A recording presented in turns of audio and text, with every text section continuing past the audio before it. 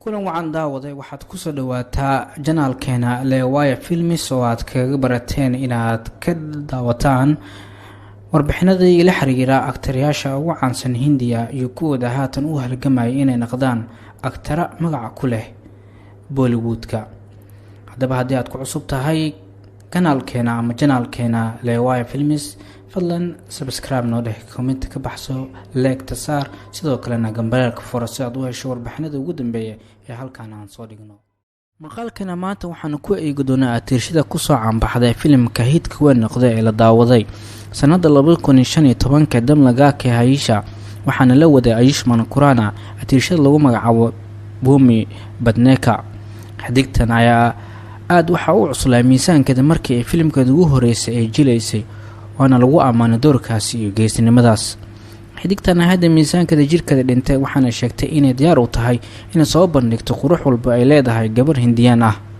xidigtan ay wareysi ay bixisay waxay kaga hadashay isbadalka xagga jirkeeda ku yimaada doorka ay jeceshahay iyo filimada ee qaybta ka ahayd. Bhumi ayaa lagu ammaanay inay dooratay doorarkeeda la jeclaystay ee kala ahaa sonchiriya, bala iyo sidoo kale sankii aankh.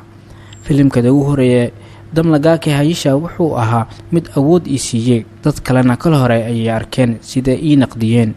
xadigtan ayaa la weydiiyay waxa iyada ay kala kulantay filimkeeda ugu horeeyay inay yihiin wax dhacay kala hore oo ay jiraan aktoryaal ama atirishayaal filmadooda ugu horeeyay awood ku helay.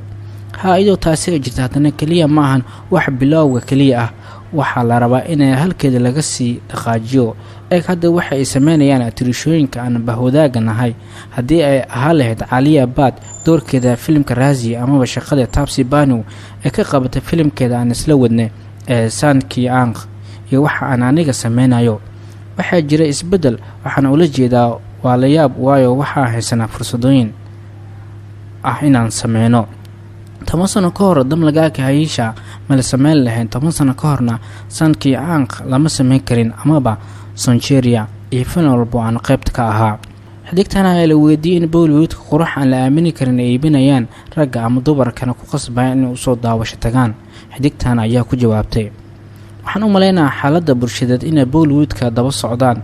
Bollywoodka ayaa gacan adag ku haya inay doorkaasi dhaco, mana diidanay, laakiin xaaladda bulshadeed haddii aad fiiriso si guud ahaaneed sida dadka inay rabaan dhirarka iyo inuu ragga cadaalad ka yahay guurka amaba rag dhaqan yaqaan ah oo adag, mararka qaarna dhaqan xumada, maxaa yeelay taasi waa fikradda laga aaminsan yahay rag dhammaystiran. waxaana jira qeexitaan aan loo baahnayn ee soo saaray Bollywoodka. xadigtan ayaa ugu dambeyn la weydiiyay inay isbadashay xidignimada. xidignimada waxay noqotay wax aan la aamini karo, halka kala hore ay ahayd wax aan la gaari karin amaba ay ahayd wax aan la heli karin, halka maanta xidig uu yahay qof la falgala daawadayaasha.